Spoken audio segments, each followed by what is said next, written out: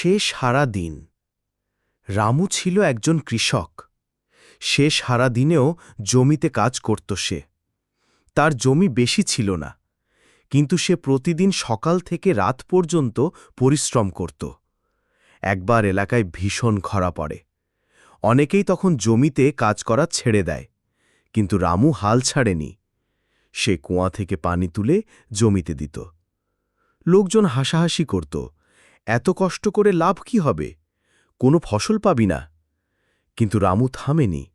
তার বিশ্বাস ছিল, যত কষ্টই হোক শেষ পর্যন্ত ফল মিলবেই।